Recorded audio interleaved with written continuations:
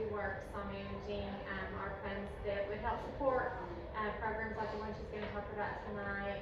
We've been working with April and Michelle Short a lot over the past month. Jeremy Bell, he could be here tonight, but he's our district career tech person too. He's been involved himself. So they put together a presentation just to kind of share some of our survey data, on interest and just more about the program we're looking at expanding, just to try to give our students some more opportunities that are relevant to our community. So April and Shelley Short's with the Arkadelphia Alliance.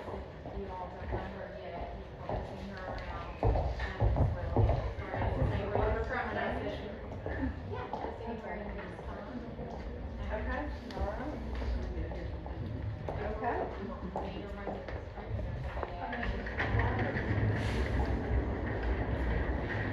Well, hello, and good evening, everybody. Thank you very much for allowing me to be with you tonight to share about agriculture education, specifically the Power, Structural, and Technical Systems pathway that I believe will be very beneficial for our community and will help better position students from the Arkadelphia School District in their life going forward. So, as Nikki mentioned, my name is Shelley Short. For those that don't know me, I'm President and CEO of the Arkadelphia Alliance and Area Chamber, as well as the Economic Development Corporation of Clark County.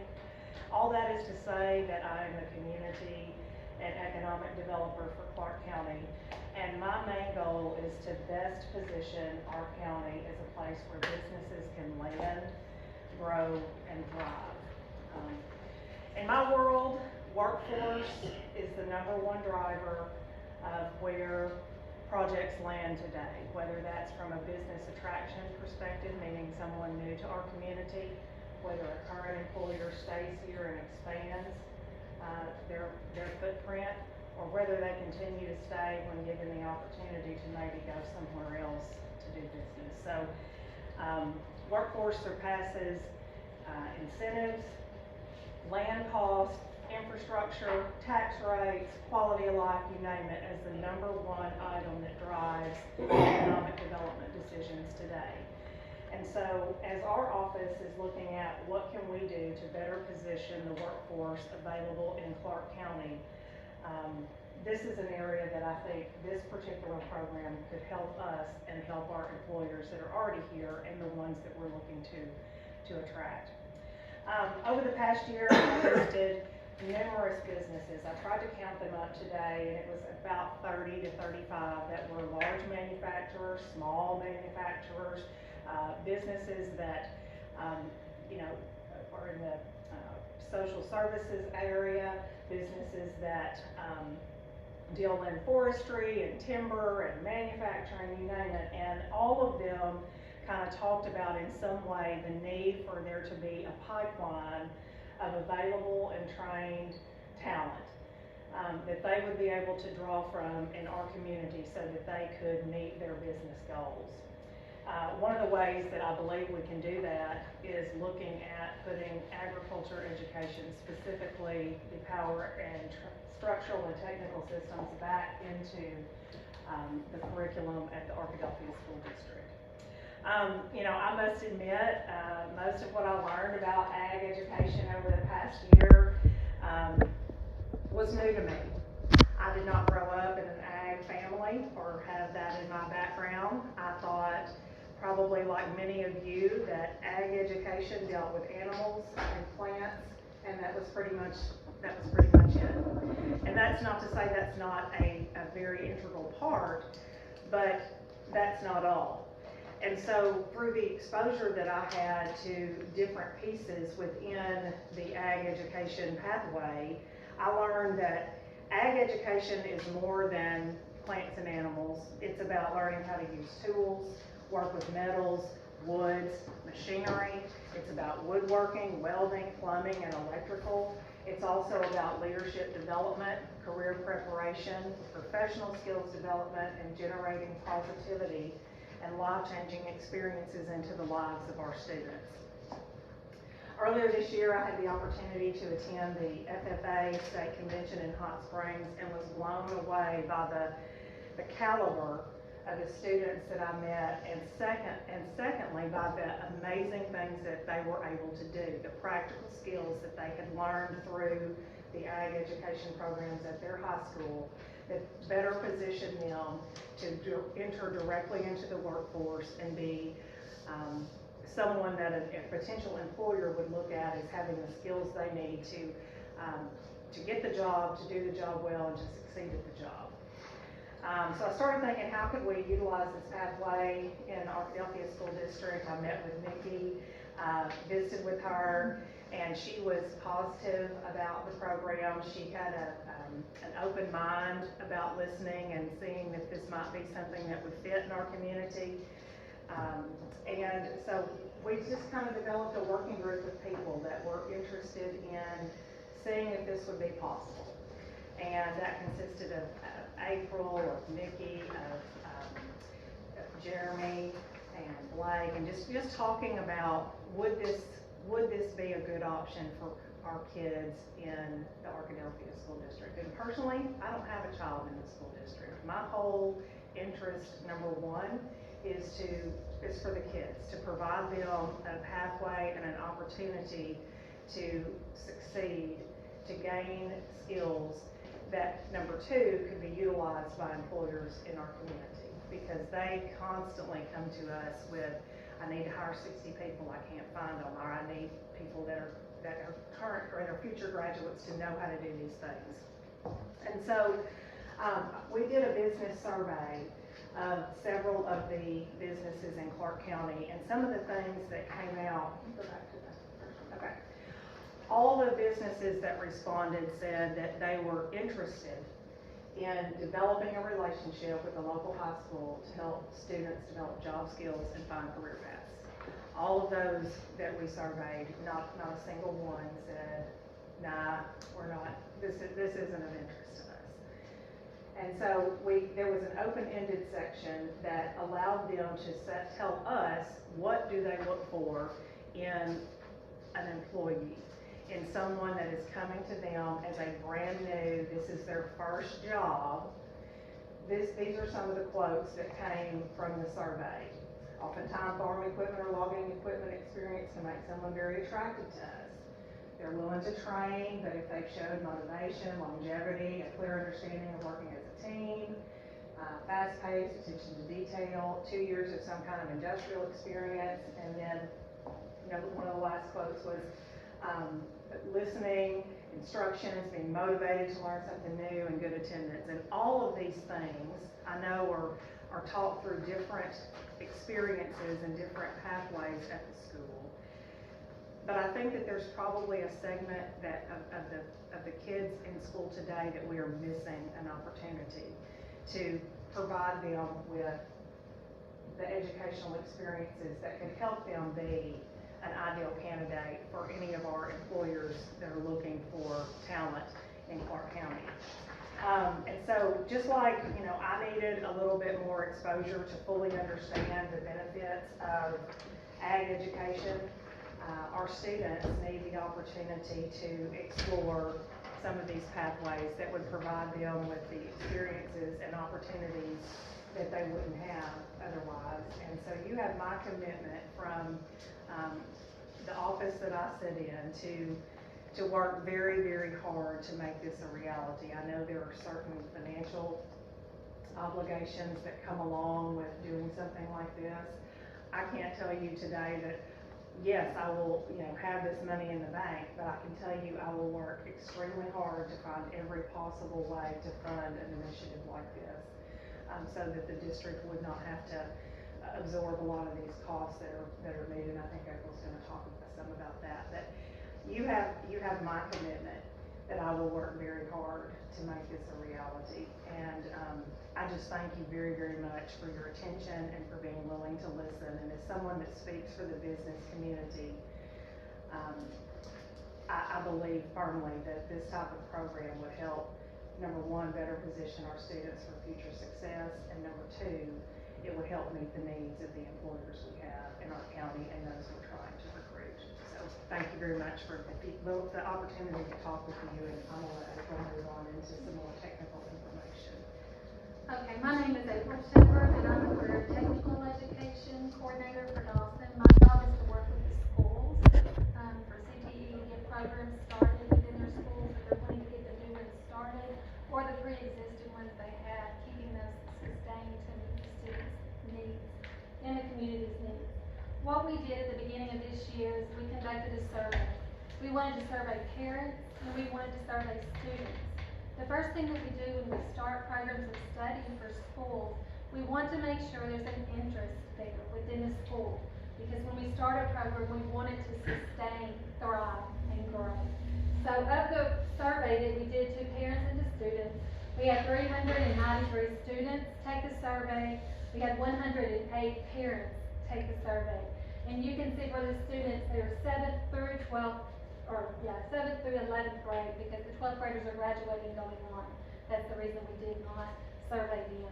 So as you can see, the largest group that we have are 8th graders. That's good when you do these surveys, because that will give you longevity. If these 8th graders really like this program, then they will want to stay with it and continue. Therefore, it will grow and thrive.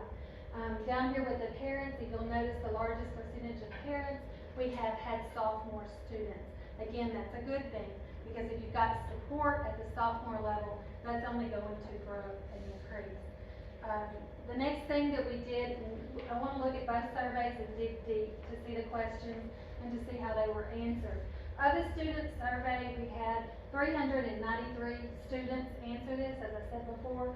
The question was, have you heard of ag, education, and FFA? FFA is Future Farmers of America. For those of you that do not know, every CTE program at every school must have a dedicated organization to that program. FFA is the dedicated program, student organization that goes with agriculture. So of those, 247 students of the 393 said no. They had never heard of it. So that's a good. This is the motto for FFA. I just wanted to show you. They are very hands-on, and those are the officers, the Arkansas State officers for this year. So there's a very large, diverse group. When you're talking about starting a new program of study, you want to involve the minority, you want to involve females, you want to involve males. So you want to hit every demographic group when you're starting a program of study. And that's what this is going to do based on the number of students. Another thing that we looked at is, would you be interested in participating in any of the following courses? And we just listed some of the courses that are within ag. Shelley mentioned earlier that it's not just plant science, animal science. We also have power structures that we're going to talk specifically about today, because that's where our need is here in Clark County. But these are just some of the courses that you find in some of them. If you look, 109 of those students were interested in mechanics. In the power structures program, or pathway is what we call it, small engines, lawnmowers, weed eaters, chainsaws, so that would be part of it. 105 were interested in welding, 97 were interested in woodworking, 86 were interested in electrician, and then 78 were interested in leadership. Every one of these areas are areas that are found within power structures. That's the curriculum for this particular pathway, so that's going to hit their interest. Second thing that we looked at is check. The question was, check which of the following leadership skills interest you. FFA is leadership. That's what that student organization focuses on. It's helping those students to grow, giving them an opportunity to speak in public, giving them an opportunity to be a part of a team. So I'm going to be honest, this was me in high school. If you're part of an organization, you're going to learn your leadership skills, you're going to learn public speaking. But if you're really not a football player or you're not a baseball player, this is a team that's going to bring that missing gap, bring them together and make them part of a team. In FFA, you compete at district, you win district, you go to state, you compete at state and win, you go to nationals. There you have scholarships that are available for you to go to college. So that's why FFA is important, and you want to have an organization that's thriving, that's growing. But of those, 227 were interested in teamwork. These are all, again, part of FFA. 209 were interested in being a part of a team. 184 were interested in motivation. 169 were interested in planning and organizing. 160 were interested in making a decision. Those again are all part of a growing and thriving FFA organization. Would you be interested in FFA? Of the 393, 26.7 said yes, that's equivalent to 105 students. And then 43.8 said maybe, that's 172. Those that said no were 116. Put those two together, you have a high percentage of interest. Possibly maybe on the fence with a maybe, but I think if they could see others do it and see how successful it can be, I think that that would increase. Indicate your interest level in high school ag program. As you can see, 11.2%, that was just 44 students, so they were very interested.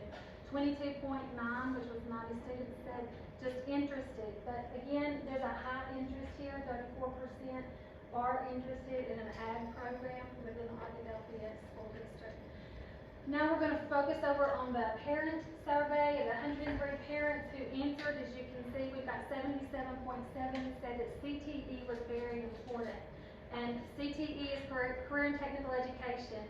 It's not just ag, it's business, which we have a thriving business program here in Arkadelphia, and maybe family and consumer science, so it's just across the board. CTE is very important here within the district. Two other questions. Do you believe that a robust career and technical education program is needed in your community? We had 95 said yes, which was 92.2%. Would you encourage your child to enroll in career and technical education? And 79 said yes. I just want to make a disclaimer here. Every school district must have 3 programs of study within their district. No, that's a given. And here with our students who graduate from Arkadelphia, there is a career focus requirement. Students have to have, I think it's 8 to 9 credits to graduate. So they will be taking career and technical education courses. You just want to make sure that when you focus those courses, you're focusing on those high interest levels.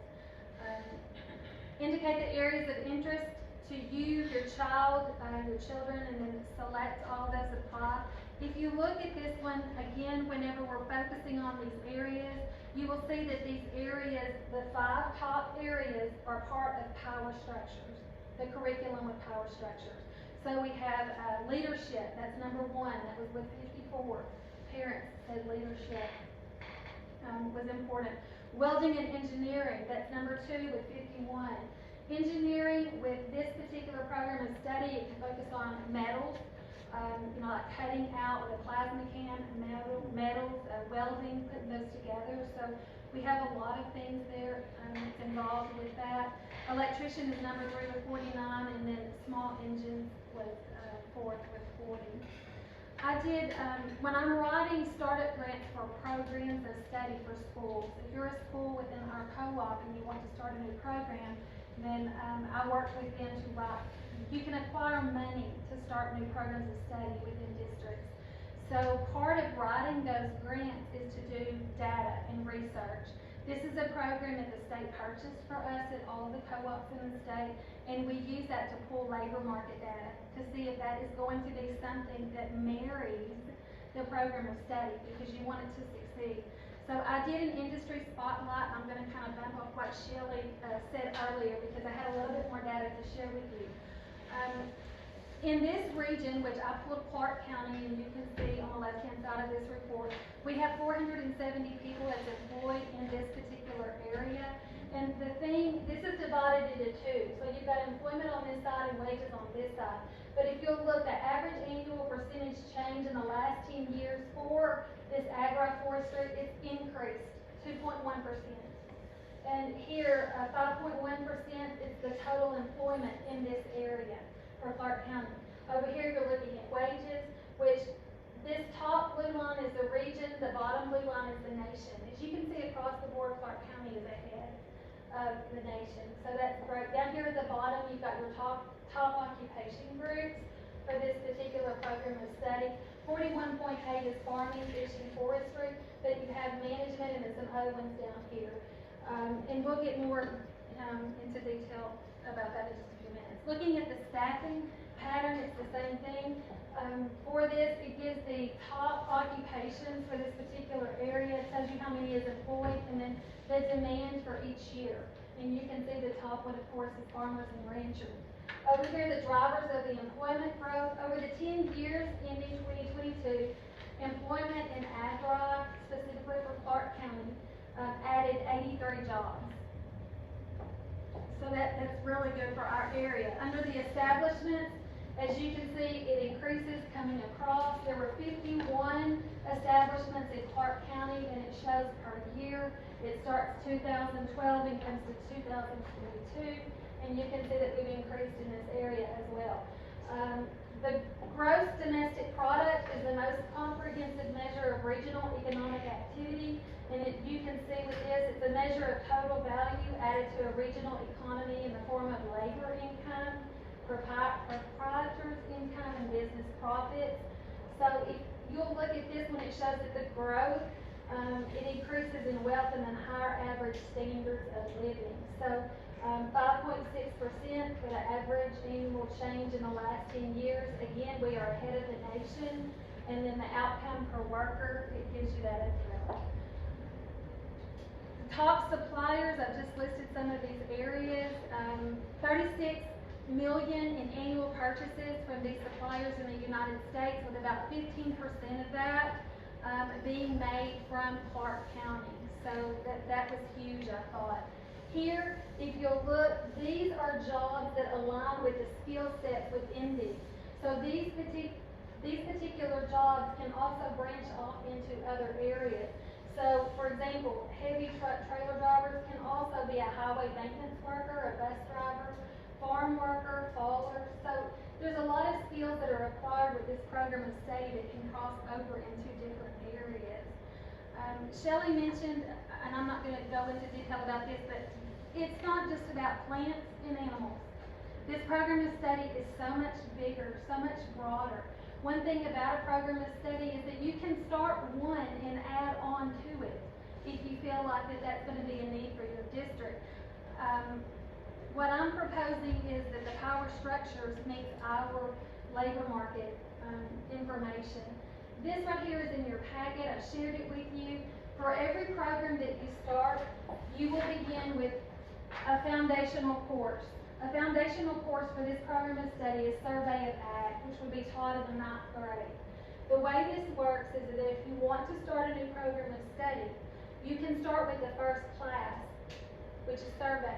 If we write a startup grant, that's going to lock us in for 5 years. But a school can start a class just to see if the interest is there and if it's going to grow. So this next year, what I propose that if you just start the class to see if the interest is there, we're not under any obligations with the state at this point. But if you see the interest is high and we have, it's a welcoming environment, then what we can do is write the startup grant next year. Because when you write the startup grant, you're looking at facilities requirements. You're looking at equipment requirements. I can write the startup, which will pay for all of the equipment, and that's in your packet. We'll go over in a minute. But just to start this next year, we can just have a classroom environment and work on that. But that will be your first class, your first year. Second year coming in, you'll add the second class. So the students that take this in 9th grade will take this in 10th grade. And then for that third level, you have several options. That's based on what your economy is asking. So for example, if we have, like we've got 4 on each side, so that's 8 total. If there's a high forestry equipment operations demand for this area, then we might want to look at offering that third class. If we can marry those forestry businesses here in this area, we maybe could even make it to where those students that are a senior could go to work while they're working and have an internship. That's really big right now in career and technical education. So I just wanted to share this with you. If you want to see what each class is involved, the standards, you can click on that link, and I'll share that up at the top. You can click on that link and it will take you and show you everything that is taught in all of these classes. This is a video over 3 programs. The first one is going to be at Lake Hamilton. The second one is a guy from Chicago that is talking about FFA and how important it was in his career. And the third is going to be from Rosebud. Hello, my name is Alex Dykes, and I'm the agriculture instructor at Lake Hamilton High School. Earlier this year, we had Lake Hamilton Agriculture Education School College building was built. It's a 40 by 40 structure. We used for classroom and meeting space. As we've gone through this year, we started building trusses for a 40 by 100 pole barn. And so currently the students in agricultural mechanics and advanced agricultural mechanics are getting to build these trusses, which is giving them some real world experience on being able to build something that they're going to be able to see the results of. Thanks for being here. I appreciate it. So I was this young black kid from the south side of Chicago who joined this Future Farmers of America organization that people thought was crazy. My freshman year of high school, I had the opportunity to run for Green Hand chapter office. And in 1994, I was elected as the first African American and urban national president of the FFA organization. That opportunity, although that happened over 20 years ago, really helped me to develop a sense of self-esteem, become a better communicator, figure out what it means to become a leader. We found out that AYE was going to be having an ag mechanic show, and my boys wanted to build something that they felt like would be a contender for a grand champion project. And we talked about it, discussed that the 20-foot trailer would be pretty impressive. I got to see these boys as craftsmen, and they got to understand the percentage and ratio of where the axles go in the trailer, how to wire up a trailer from start to finish, the importance of making sure that every little detail is taken care of, so that when it's finished, you have a very, high quality project. Learning from this project itself, for instance, percentages on our axles, on where they need to be set, how far back on your trailer, wire speed and heat temp on your welder for different thicknesses of metal. Our ag teacher did a really good job at providing that for us and helping us along the way with this trailer.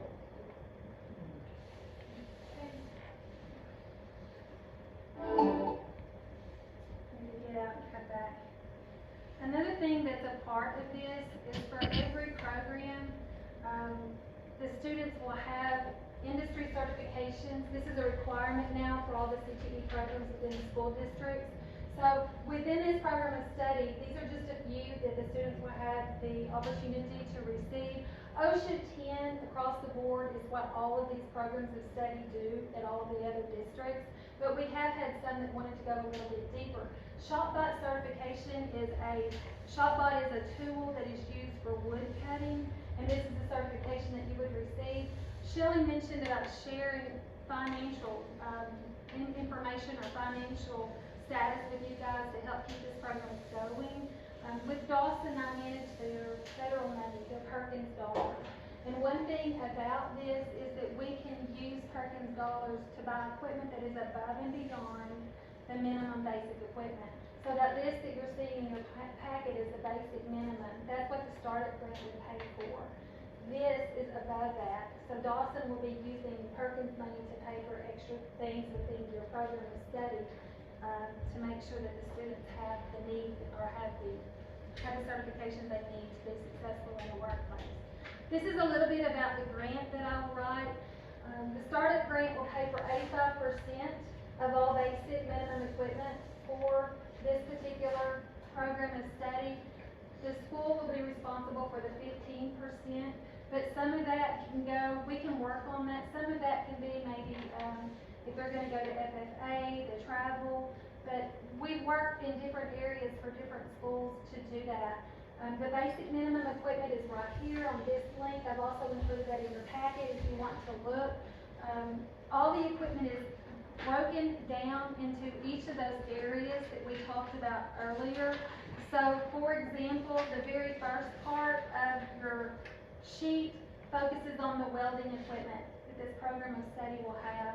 Below that was the kits that you will need. It goes into plumbing, all the plumbing tool kits that you will need that this grant will pay for. Concrete masonry tool kits, hand working tool kits, sheet metal tool kits, power machine tool kits, electricity, small gas engine.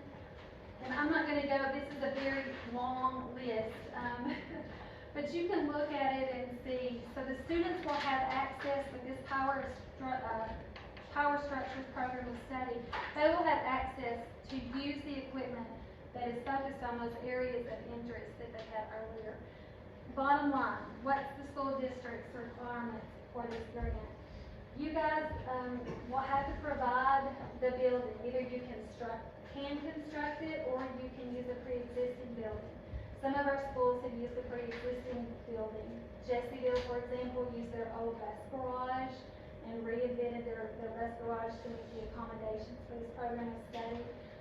So there's options there if you want to look at that, and I'll be more than happy to go more in detail on that. This particular program of study will require a 12-month certified person. That's something set by the state. Also, you've got to look at materials for this program of study. You're going to have lumber, you're going to have metal, you're going to have like the irons to weld. So there's going to be some expense with the materials, and then of course you've got to have an active FFA chapter. There's going to be travel involved with that. There's going to be certifications involved with that. Dawson will reimburse the district for those certifications. So some of these expenses we can help with the cost on that program of study. Can I jump in here? Yes, please. So, in knowing that we were gonna be talking about this, I've been talking to several, large businesses in our county about how either their foundation or their corporate giving structure could help with some of these types of costs, specifically with a building.